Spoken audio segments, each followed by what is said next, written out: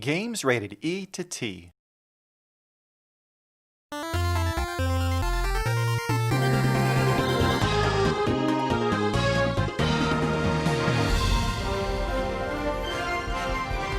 Welcome to Nintendo Power Podcast. This episode is 100% Mario as we discuss Super Mario 3D All-Stars, revisit the original Super Mario Bros. For its 35th anniversary, and loads more.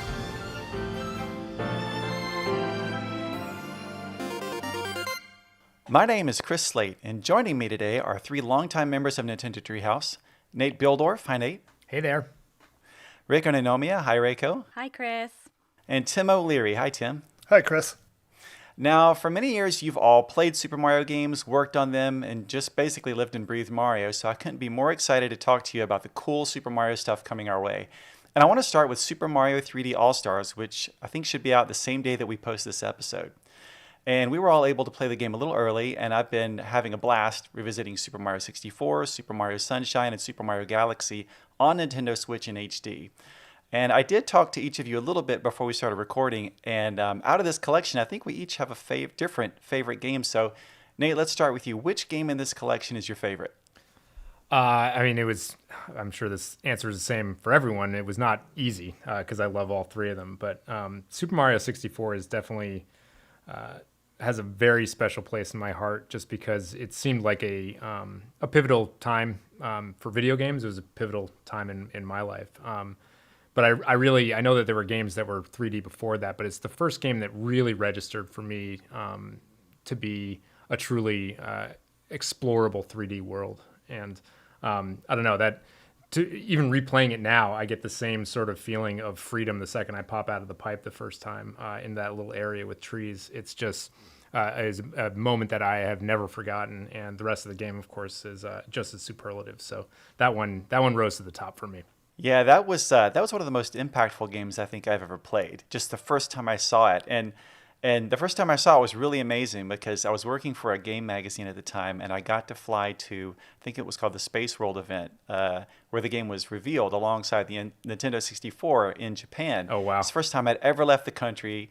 I was still a really young guy, and I managed to find my way to the right place. And when I first saw the game running, I just nothing had prepared me for it, and the idea of going from a side-scrolling game to something where it felt like you were in the world was just mind-blowing to me. And but when I got back, I tried to explain to everybody else on the team like what this was like, because it wasn't the internet back then. You couldn't just pop on and watch a video. And it wasn't until I think the following would have been E3 or CES at that point where they finally got to see it for themselves, and then they finally understood what this crazy man had been talking about every day since. And I found that when I went back and played the game in this collection, it was still there. There was a nostalgia for it, obviously, but so much of it came back to me because I hadn't played a lot of those levels in the game for so long that I just kind of basically didn't stop playing until within a day or two I'd beaten the game again for the first time in probably 20 years. But it felt great too with the sharper graphics and even now being able to feel some rumble in the controller. It was it felt a little bit fresh, but also really took me back. Yep. And I imagine, Reiko and Tim, for you as well, that game probably was a pretty big moment, when you first played it.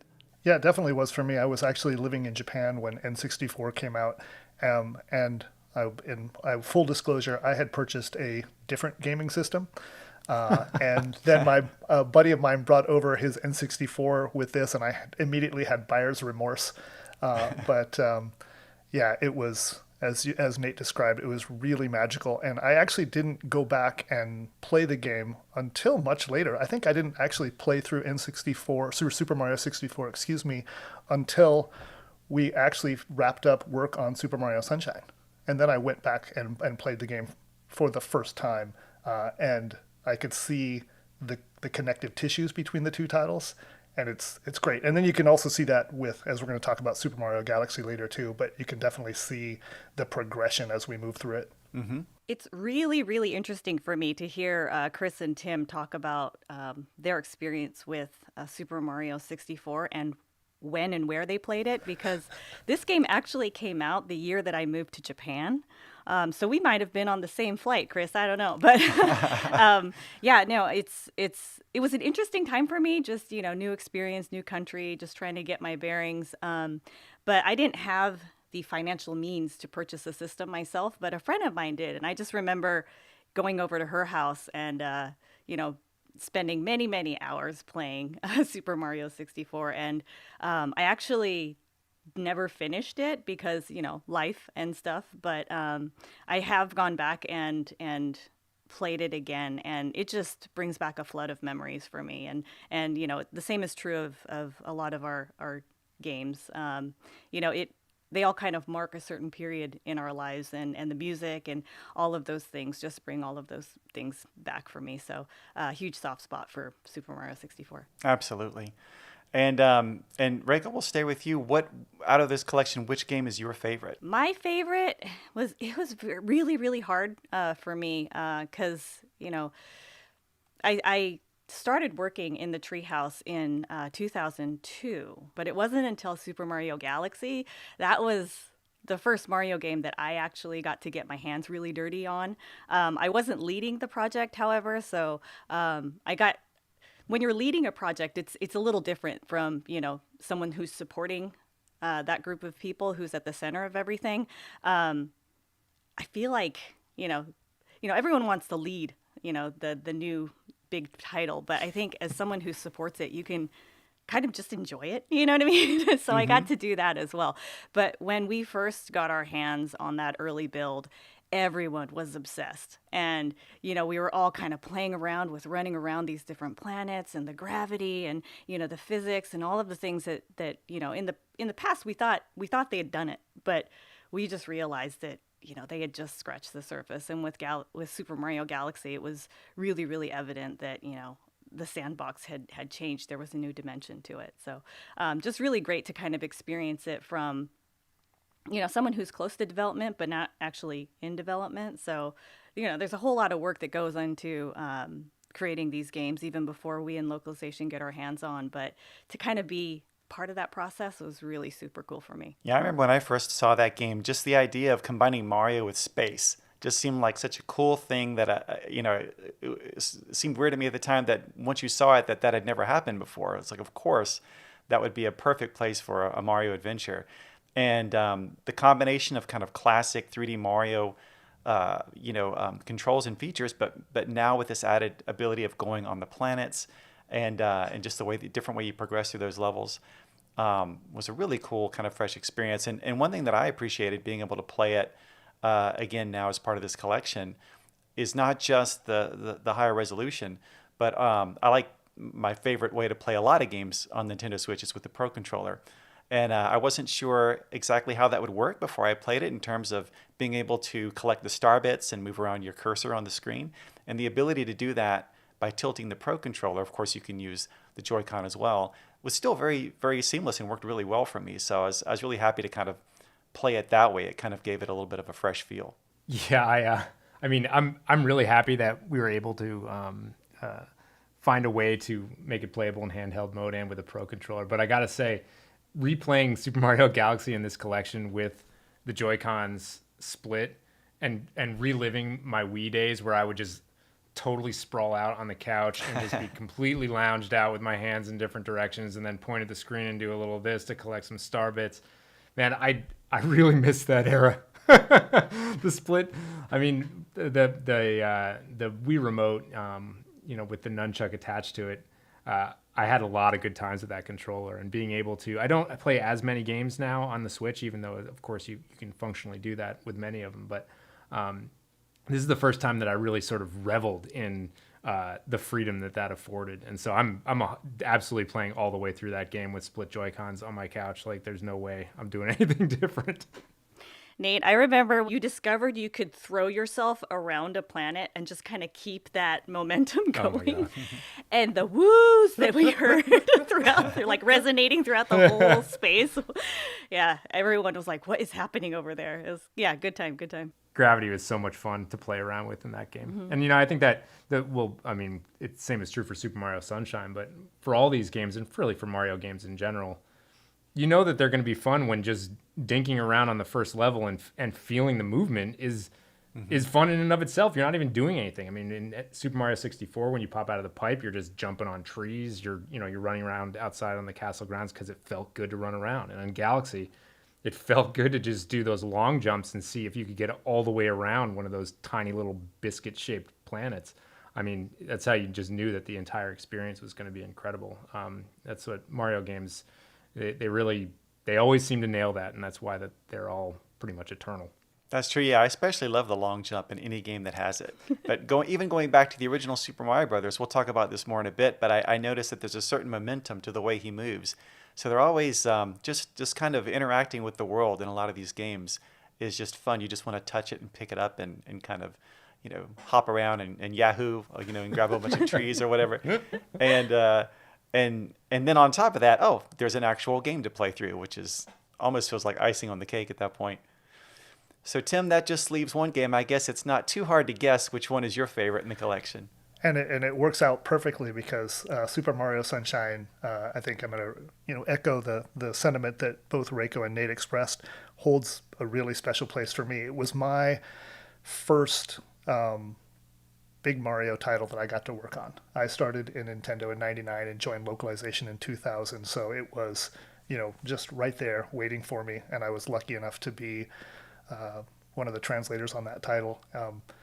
Man, from the first moment when you're flying in to Isle Delfino and that cutscene where you just get to watch all those vibrant colors and you hear that music that is specially, that's just so perfect for that locale.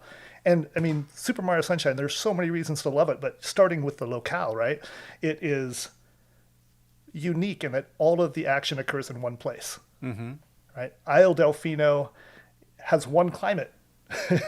It's a tropical paradise. I mean, from like the peak of Mount Corona to the sparkling sands of Gelato Beach. I'm sorry, travel brochure. But, assuming that Toadsworth made the travel arrangements, he deserves a raise because that place is perfect. And working through that title with the rest of the crew and with the development team just really made me so happy to be part of Nintendo. And I was so excited to get that game done because I wanted my friends and my family to play it, as well as my own kids to play it. It for all the right reasons, it really it has a special place for me. I was really especially happy to see that game come back because we really haven't had any opportunity to play it since the Nintendo GameCube, and now to see it in HD and in widescreen for the first time. Even the cutscenes I was noticing are sharper and nicer than I would have expected. So it really puts a fresh kind of coat of paint on it, and it's the perfect way to go back and re-experience that game. And it is such a unique installment because of the Flood water pack and all the abilities with that. And I love all of that. But one of the things that that I really remember the most fondly and I'm enjoying again about that game is when they take Flood away and you have to go through those special challenge areas with just your kind of platforming skills. Those are great. No, I agree. They are really hard. But like me, and it's a hallmark of all the Mario games, the game has to feel natural, it has to be smooth, and it has to be fun. And as Nate just mentioned earlier, like when I first landed on Isle Delfino and I picked up Flood, I spent so much time just bouncing around, wall jumping, and switching over to the hover mode. When you're coming into Bianco Hills for the first time, and I think all of you will recognize what I'm talking about, you squirt water down the hill, slide down on your belly, collect the coins. At the bottom, you jump up without stopping, hit that first tightrope, jump up off to the next tightrope, go way up in the air, use the hover nozzle to glide over to the top of a building. That is representative of like the pure joy of all the combos that you can put together. And then you're rewarded, of course, with being able to see the entire landscape. And you can see Petey Piranha, who makes his debut in this game, by the way, all the way down at the other end. It's remarkable. Yeah. And I think you nailed it too. I mean, my favorite levels in Mario games have always been the ones that were just, a blue sky and a green landscape kind of stretched out before you. And it's just like you're having fun playing outside. And this is a whole game of that. So it was right up my alley when it first came out. So those are the three games. I've personally got sucked more into Super Mario 64 so far, but I've actually played a good amount of the other two as well. And I can't wait to just go through them all. Out of all those three games, I mean, I'm sure this is a tough question, so this is kind of unfair for me to ask. But what are some of maybe the top kind of moment from any of those games that just jumps out to you that you just really fondly remember? Where to begin, man? That's like there's a lot to pick There's from. so many. I think one I'm gonna go from my favorite game. The first encounter with Bowser in Super Mario 64 sticks out quite a bit for me. And obviously because in previous iterations you're in 2D games we're sort of running past him and grabbing an axe, or there's not a lot of actual sort of grappling going on with Bowser, but the entire lead up to those engagements where you're doing some pretty complex 3D platforming on levels that don't look really like anything else in that game. They're sort of slightly isometric in the sense that they're not big broad arenas. You're instead doing platforming challenges all the way up, and then actually getting in an arena with Bowser and being able to grab his tail and swing him around and throw him onto mines. I don't know, that it was just it had already been compounding to that point that I just was in a 3D world that I'd never experienced before. But those battles just showed me what really what the future could look like when it comes to interaction. So that really sticks out for me. Tim? Boy, well, I'll stick with Super Mario Sunshine, and then I think probably for me it's really the Phantom Manta boss battle on Serena Beach. And again, it goes back to the music is pitch perfect, but also I love the aesthetic. You'd been seeing a lot of brown gloop paint, but when Phantom Manta comes out, it's this bright teal with these big yellow splotches, and it looks like an electrified ocean, and it just matched that boss perfectly. And I don't, it's a tropical beach. It's a Phantom Manta. You're squirting water at it, and it's breaking up into all these different little pieces, and then finally it gets down to the smallest ones, and they're like homing missiles, and there's just wave after wave of those small Phantom Mantas coming at you, and you're putting together all the move sets that you can using the hover nozzle and squirting water, and man, just trying to survive until you can bring the Hotel Delfino back out of the goop, and it's a really satisfying moment. I just remember sitting back after that boss battle and just like wiping the sweat off my brow and having to take a break. Yeah, that's definitely a memorable moment from that game.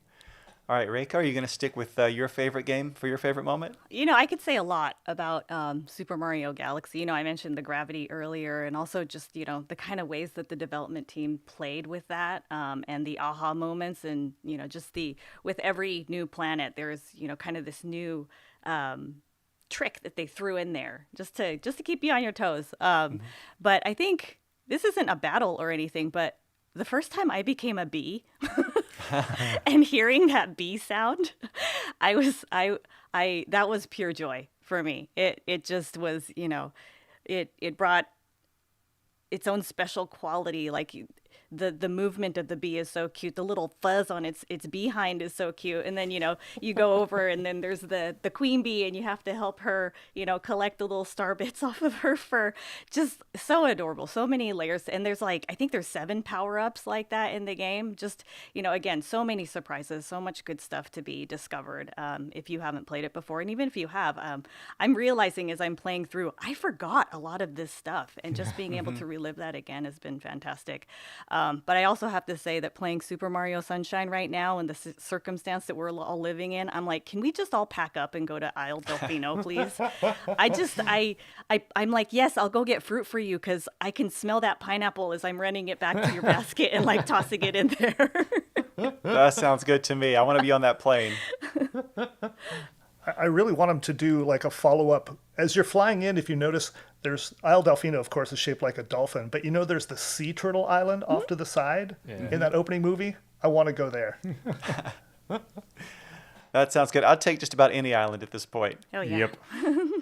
All right, well, I also wanted to touch on some of the other cool recent Super Mario announcements. Just to kind of remind people really quick, of course, Super Mario All-Stars, the original Super NES game, with the collection of 2D Super Mario games is out now for Nintendo Switch Online members. This includes Super Mario Brothers, Super Mario Brothers: The Lost Levels, Super Mario Brothers 2, and Super Mario Brothers 3, kind of enhanced with 16-bit graphics. I love that game back on the Super NES, and even when they re-released it for Wii, so I was very happy to see that come out for Nintendo Switch. And then on October 1st, we have Super Mario Brothers 35, which, fans of Tetris 99 will kind of recognize this style of 35-player competitive Super Mario Brothers action. Then we have on October 16th Mario Kart Live Home Circuit. Of course, this is the kind of the remote control cars that work with the Nintendo Switch, where you're actually kind of racing Mario Kart for real in a way in your living room.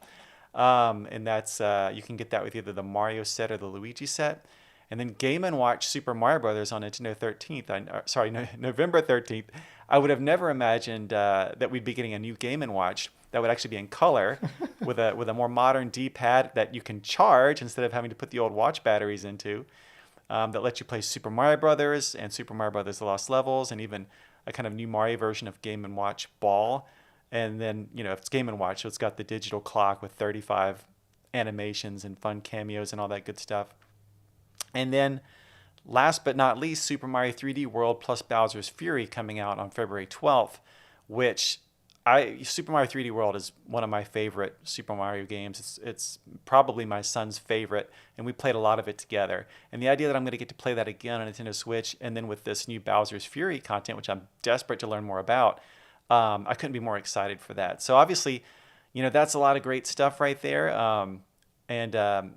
Tim, I'll just go back to you again. Out of all that, I mean, I'm sure you're probably excited for a lot of it, but is there anything that jumps out to you personally that you just can't wait to get your hands on? Oh my gosh, that is a very difficult question.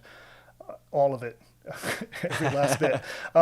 Maybe the Mario Kart Live Home Circuit, just because I'm stuck at home, like everyone else, and I'm already designing courses through my kitchen, underneath my dining room table. I'm really excited for all the AR in there, and to see exactly how those carts will hold up, and if my neighbors will scream and yell at me when they hear them racing around it. Well, that's awesome. And Tim, since you already took that one, I'll ask Nate: Is there another one of these that really pops off to you? Oh, I'm with you in that I really am excited to play through Super Mario 3D World again. Of course, for the new content, which we're all really, really excited to experience, but really just to revisit the original game.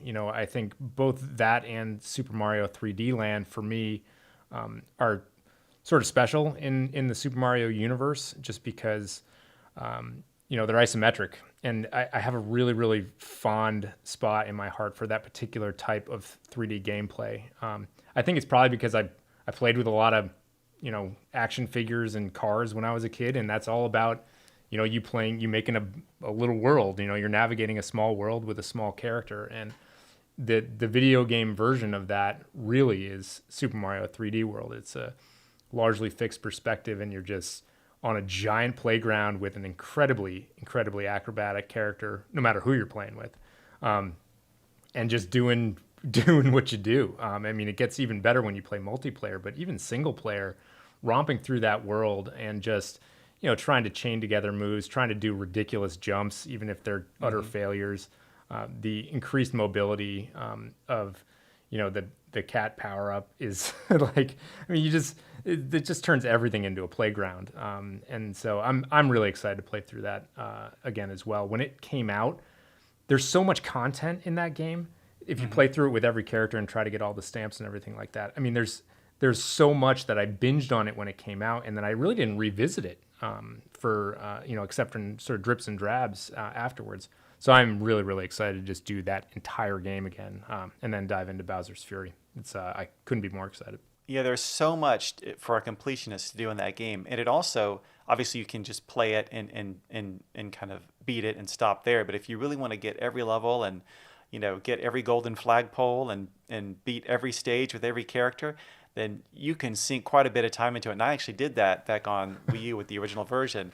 And that final level, the final world of challenges, is some of the hardest, maybe the hardest stuff I've ever tried to do in a Super Mario game. Yep. So, it really scales up. You can kind of enjoy it multiplayer with your family, and then if you really want to go hardcore into it and prove your skills, that's definitely a good challenge. Oh yeah. Yeah, and you can play online multiplayer now too with the game, so that's another great way to enjoy it with up to 4 people. Yeah. So Reiko, anything else on this list that you're just dying to get your hands on? There's a lot. I go back and play Super Mario Brothers, at least the original, at least once a year. Go back to the roots and play, and I will pull my kids into that one because it's, it proves to have like different challenges because the physics are different, and so I love that frustration in their face when they play it. I consider it a small win. I also am looking forward to playing Super Mario Brothers 2 because that's one of my favorites. And the music and just being able to play as the different characters and honestly, like Birdo debuted in Super Mario Brothers 2, and I have a huge soft spot for Birdo. But being able to hoist those eggs and then throw them at her. And, that little, like, pagok sound that she makes, like a chicken, it just, like, tickles this funny part of my brain that, like, really takes me back. But looking forward to, I'll have to clean up some space on my desk here. But the Game & Watch system, I'm absolutely going to create a little space for that because grew up playing Game & Watch, and it's a neat little system, and there's cool little tricks for people to discover. And then, sorry, I've got a lot. Super Mario Brothers 35 is one that I probably won't be playing with my kids in the room because those competitive games, that Tetris really brings out the worst in me. But I love it. I love it. Like when the team working on Super Mario 35 actually, one of them brought up a good point.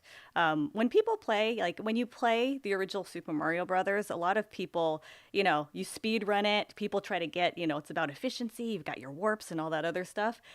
Super Mario Brothers 35 turns that thinking on its ear. Like you have to be really, you approach the game completely differently. The stages may look similar, but you have to, I think, economize your enemies or something there's someone used a really great phrase for it. That wasn't it. I'm butchering it. But like you basically take, and every enemy you defeat suddenly becomes a weapon for you, right? And then you're sending these to the other players. And it just really challenges the way you approach that world and that environment. So I'm really looking forward to playing it myself and seeing what other people do with it as well.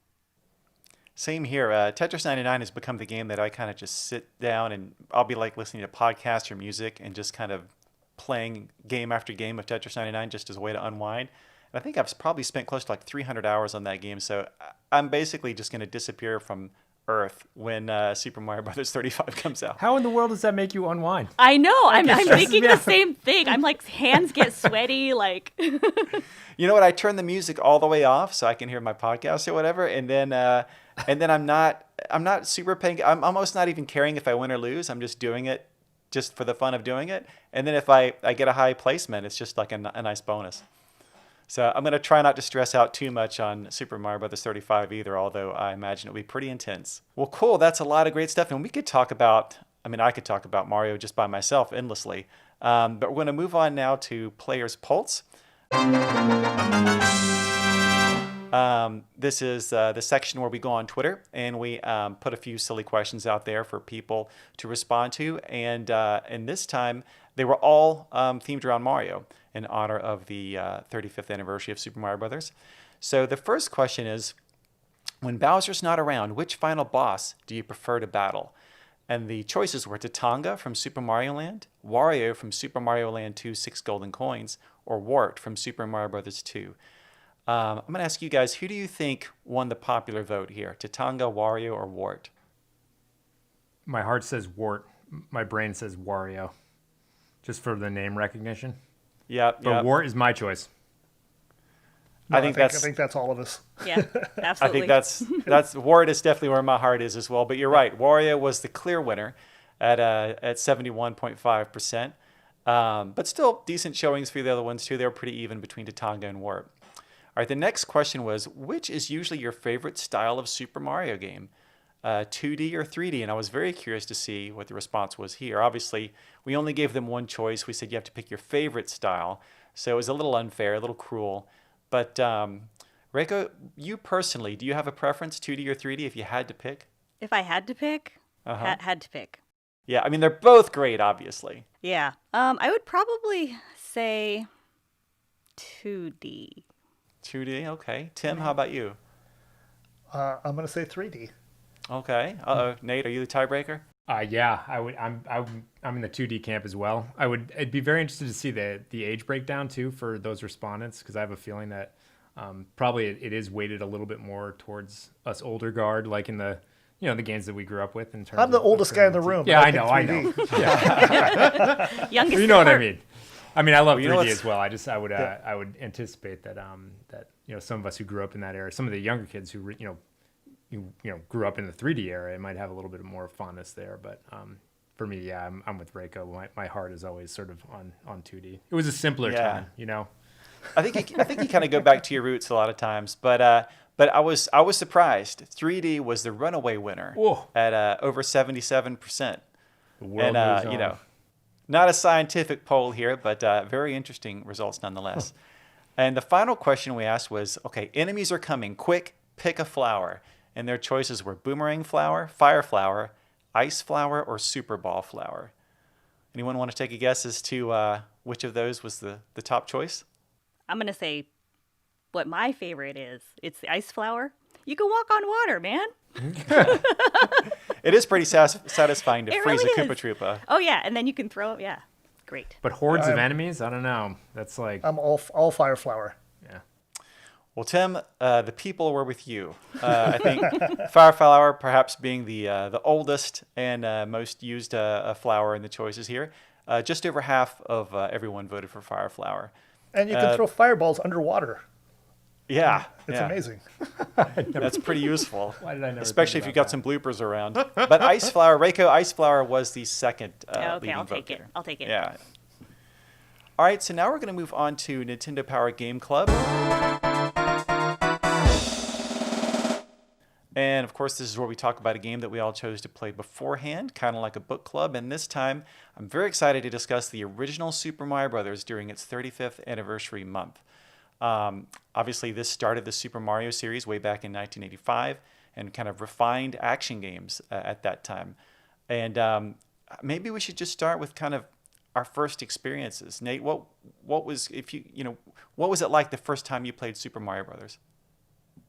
Well, that was, really that began my modern understanding of what video games were. We had an old, prior to us getting a Nintendo Entertainment System, we had an Atari 2600 and had just a couple of games for it. But I really feel like my true love of video games began by playing Super Mario Brothers. And back then, I still don't understand how I found the information that I did about all the tricks in that game, like how to get to the negative world. It must have been in a magazine, but I cannot remember, how I got that info, or was it like a kid on the schoolyard who told me how to do it? But, the way that you had to break those two bricks and then, jump up vertically and then pull over, so that you'd violate through the bricks and then eventually get into the wall. That's like, nowadays, obviously, you'd pull up a YouTube video and you probably could replicate it in about 2 seconds because you know exactly how to do it. But back then, it was oral tradition practically that it was getting passed down, and somehow we still got it, and that was only one of a million.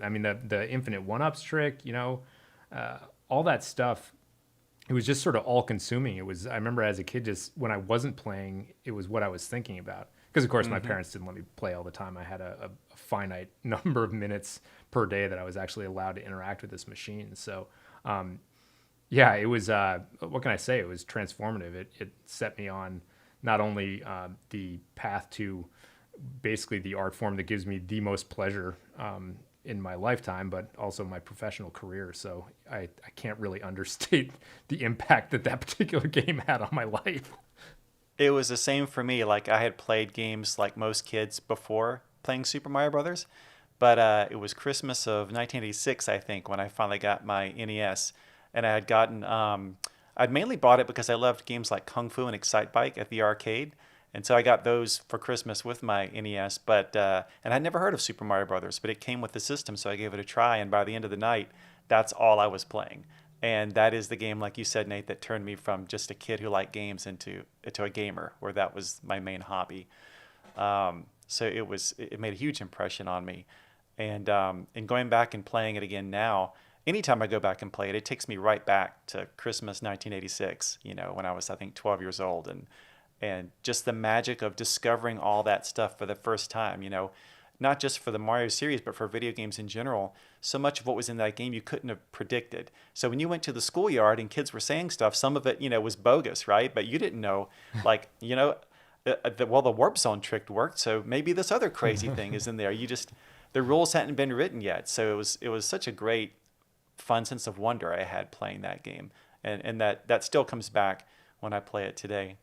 Reiko, what was it like for you the first time you tried the game? The first time I tried the game, I have an older sister, and the two of us would just take turns. But she's a little bit older than me, so she didn't have the resources that I did.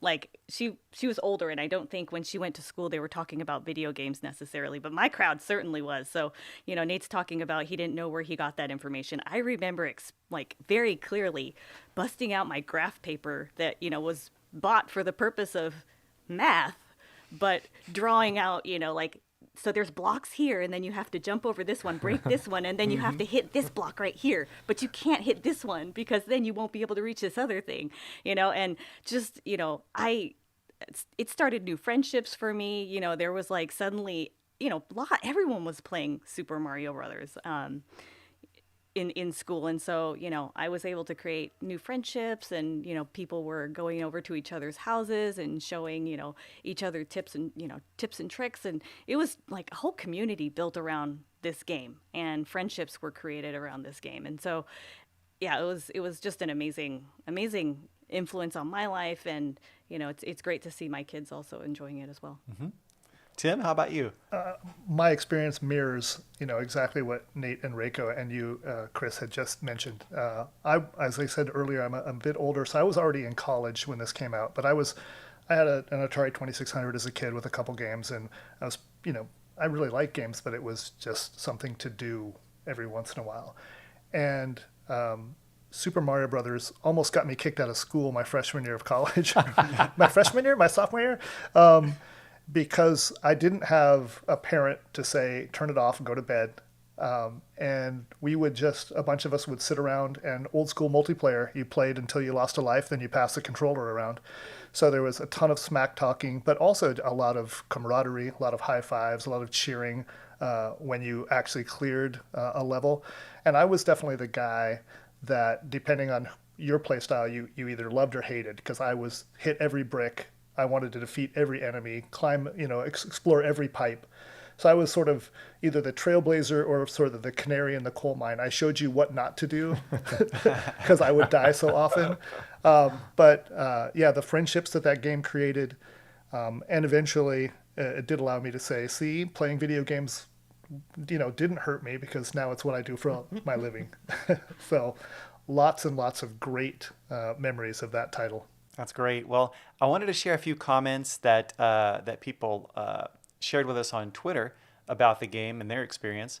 This one comes from Matthew. He says, I knew Super Mario Brothers was special when, after visiting my grandparents, I came home to my dad excitedly showing me how he found the warp zone while I was away. Everyone loved that game, even my parents.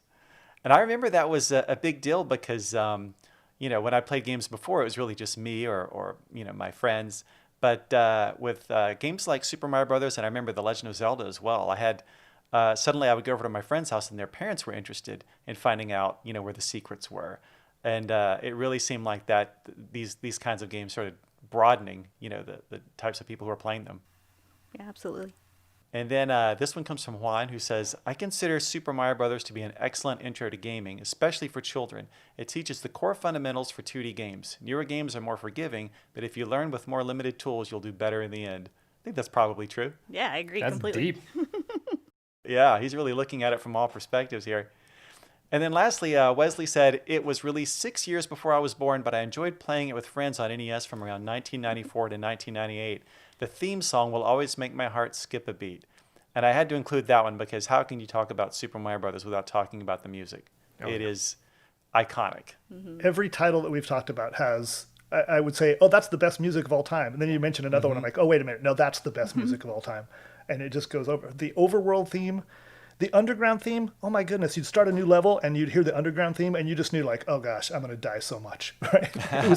It created so much tense, but it was so participatory, right? It enhanced the emotional play, and also and the physicality of the game. It just was so integral to the gameplay. It's amazing. 100%. Yeah, absolutely. Well, that's Super Mario Brothers, and again, this is something else I could go on and on about. But the good news is it's available to anyone who has a Nintendo Switch Online membership, and then, like we said, it's coming with the special Game & Watch Super Mario Brothers. So there's lots of different ways for people to kind of remember the game or play it for the first time, kind of here in its 35th anniversary. Now we're going to move on to Warp Zone. This is the section where I usually ask questions, or rather give clues about games that came out 10, 20, or 30 years ago. But in honor of Super Mario Brothers, this episode we're gonna toss all that out. And this time I'm going to ask 3 questions, but it's about Super Mario games that could have come out at any time during the past 35 years.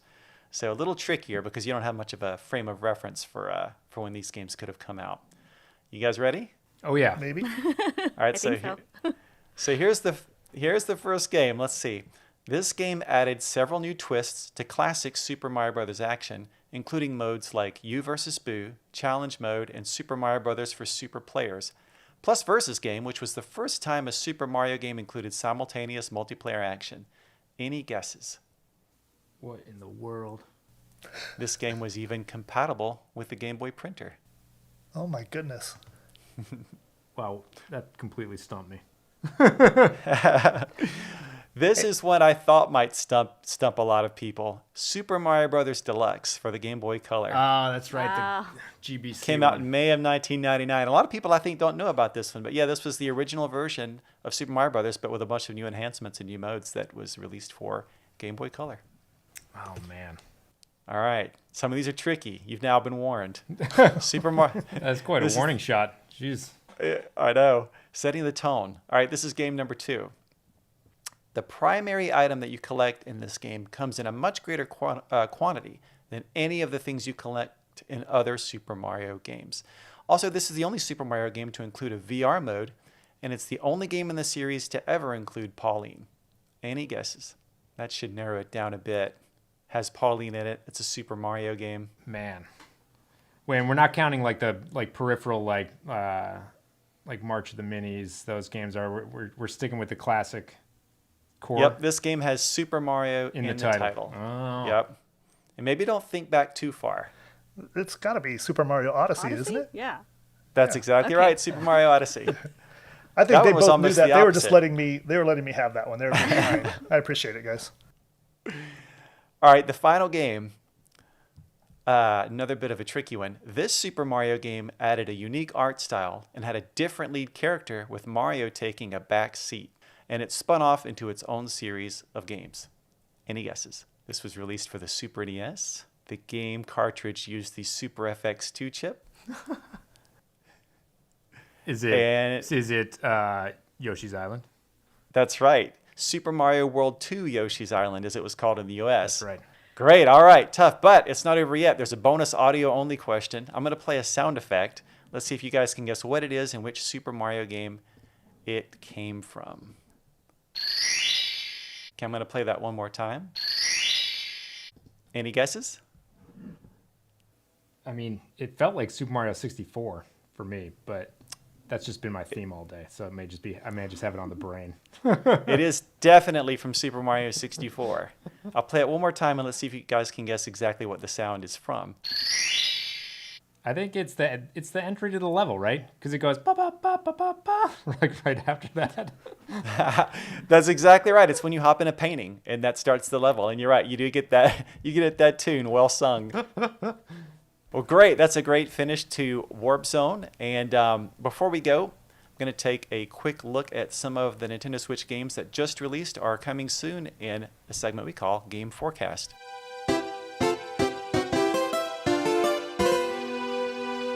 Starting on September 3rd, we have Spellbreak from Proletariat, Spinch from Akupara Games, and on September 4th, we have NBA 2K21 from 2K.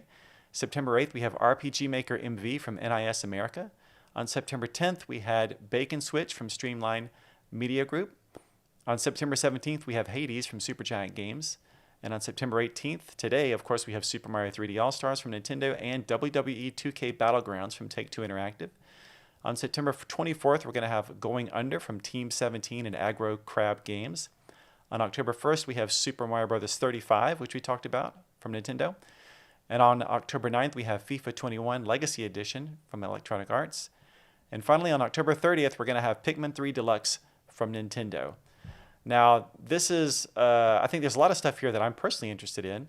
How about you guys? Nate, is there anything here that jumps off more than anything else? I'm definitely really excited to jump back into Pikmin 3 with Pikmin 3 Deluxe, just because it's been a long time since I experienced that game, and it's a pretty excellent game.